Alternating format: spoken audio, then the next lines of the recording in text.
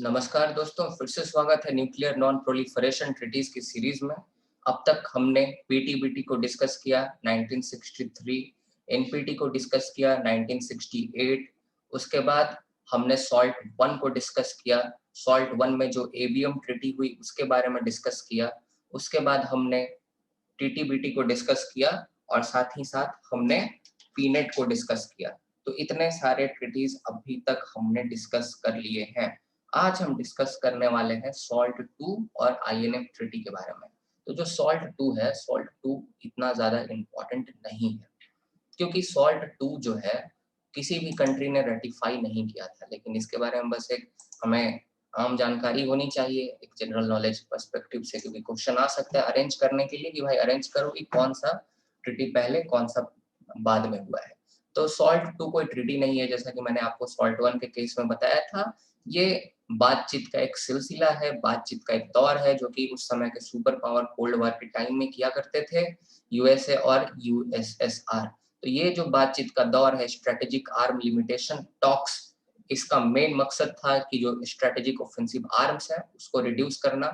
जाकर मेरे कॉन्सेप्ट वाले लेक्चर को जरूर देखें, जहां की मैंने सभी टर्म्स को समझाया है। उसको समझे बिना आप इस लेक्चर को पूरा नहीं समझ सकते हैं, जहां मैंने क्रूज मिसाइल और बैलिस्टिक मिसाइल में अंतर एंड फिर एंटी बैलिस्टिक मिसाइल सिस्टम क्या होता है, न्यूक्लियर वॉरहेड क्या होता है, मैंने सब बताया है। तो आप आई बटन या डिस्क्रिप्शन बॉक्स में लिंक पर जाकर आप देख सकते हैं, उस लेक्चर को जाकर जरूर देखकर आए। तो ये बातचीत का सिलसिला चलता है आपका सॉल्ट 2 के दरमियान, और ये बाइलैटरल टॉक है, जैसे कि मैंने आपको बताया, दो कंट्रीज के बीच में, यूएसए और यूएसएसआर के बीच में 1972 से 79 में चलता है। और लास्ट में एक एग्रीमेंट दोनों के बीच में तो होता है वियना में, फाइनली 1979 में। और ये एग्रीमेंट होता है कि हम दोनों अपने एमआईआरवी मिसाइल्स को जो है उसको एलिमिनेट कर देंगे, उसको समाप्त कर देंगे। एमआईआरवी मिसाइल्स जो है बैलिस्टिक मिसाइल और क्रूज मिसाइल से काफी खतरनाक है। बैलिस्टिक मिसाइल और क्रूज मिसाइल एक बार में एक ही न्यूक्लियर वारहेड को कैरी कर सकती है और एक ही जगह पे हमले कर सकती है।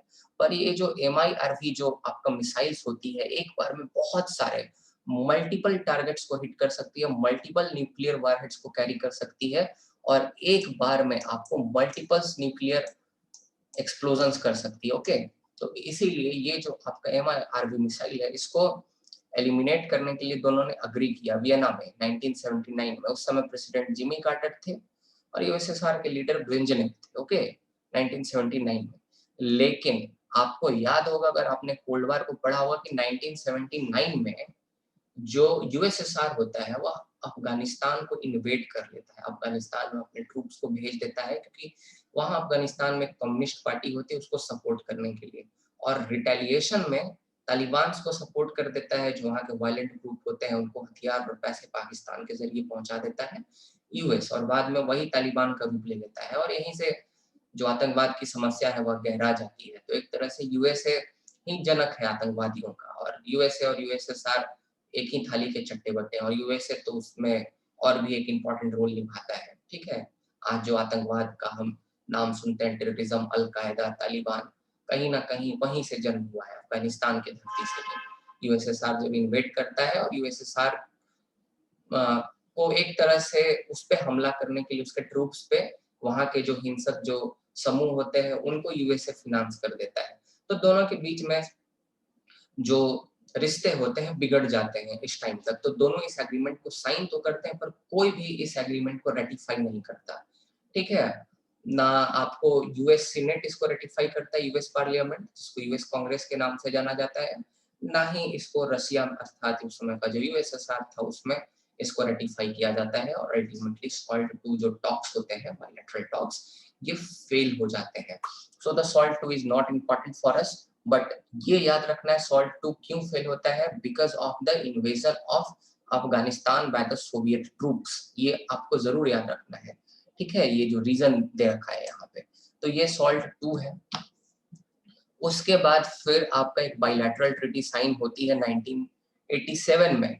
थोड़ी चीजें बदलती है। रोनाल्ड रेगन, मतलब मेरे तो one of the favourite US president है रोनाल्ड रेगन जो है, 1981 से 89 तक रहते हैं। उसके बाद फिर जॉर्ज बुश सीनियर आ जाते हैं 1989 से 1980 1993 तक, फिर उसके बाद बिल क्लिंटन, फिर जॉर्ज बुश जूनियर आएंगे, उसके बाद फिर ओबामा, ट्रंप और अभी जो बाइडन है। तो आपको तो ये सीरीज याद रखना पड़ेगा। तो इस समय मिखाइल गोर्बाचेव भी यूएसएसआर के बहुत ही अच्छे लीडर है। एक तरह से इन दोनों ने ही एक तरह से कोल्ड वॉर को समाप्त किया है, वरना बहुत समस्याएं बढ़ सकती थी एक तरह से देखा जाए तो ये जो आईएनएफ ट्रीटी है, इसका आपका मेन लक्ष्य था कि जो हमारा इंटरमीडिएट रेंज मिसाइल है, whether it is the ballistic missile और क्रूज मिसाइल, दोनों तरह की जो मिसाइल्स हैं, इंटरमीडिएट रेंज मिसाइल और शॉर्ट रेंज मिसाइल, ठीक है, क्रूज मिसाइल हो या फिर बैलिस्टिक मिसाइल, मैंने अंतर बता रखा है, दोनों के बारे में बता रखा है जिस वीडियो की मैं बात करता, जरूर देखे जाके डिस्क्रिप्शन बॉक्स में, कि जो कि आपका न्यूक्लियर वारहेड कैरी करती हैं उनको खत्म करना। तो intermediate range and short range cruise missile और बैलिस्टिक मिसाइल को एलिमिनेट करना, उनको समाप्त करना, उनके स्टॉक्स को, ये आपका लक्ष्य था यूएसए और यूएसएसआर का through this treaty, INF treaty, ठीक है। और कितने रेंज के मिसाइल को समाप्त करना, एलिमिनेट करना, तो 500 किलोमीटर से जो 5500 किलोमीटर तक जिसकी वारक क्षमता थी, हमला करने की क्षमता, अटैक कैपेबिलिटी, उसको समाप्त करना था। और सबसे खास बात थी कि एक तरह से इसमें टाइम लिमिट सेट कर दी गई कि भाई जब ट्रीटी हम साइन कर रहे हैं उसके 3 साल के विदिन हम लोग ये अपने अपने तरफ से कोशिश करेंगे कि 3 साल के अंदर हम अपने इंटरमीडिएट रेंज मिसाइल्स को और short range cruise and ballistic missile को, जो कि न्यूक्लियर वारहेड्स को कैरी कर सकते हैं, उनको हम समाप्त कर दें, उनको एलिमिनेट कर दें। लेकिन अगर हम करंट स्टेटस देखें तो 2019 2 अगस्त को जो लीडर, जो ट्रंप थे, जो प्रेसिडेंट हमारे अमेरिका के, उन्होंने विड्रॉ कर लिया है आईएनएफ ट्रीटी से। तो right now INF treaty existence में नहीं है, पर आईएनएफ ट्रीटी बड़ा इंपॉर्टेंट ट्रीटी थी और इसने नॉन प्रोलिफरेशन में काफी मदद किया था, न्यूक्लियर नॉन प्रोलिफरेशन में, और एक तरह से सक्सेसफुल ट्रीटी थी। मुझे उम्मीद है कि आपको वीडियो पसंद आया होगा। लाइक करें, शेयर करें, सब्सक्राइब जरूर करें चैनल को, और अगर आप चाहें तो मुझे कंट्रीब्यूट भी कर सकते हैं। मेरे बहुत सारे लेक्चर्स हैं बहुत इंपॉर्टेंट टॉपिक्स पर। इंटरनेशनल रिलेशंस तो मैंने काफी कवर कर रखा है, उसके क्लासिक्स थ्योरी को, तो आप जरूर जाकर देख सकते हैं। बहुत बहुत धन्यवाद।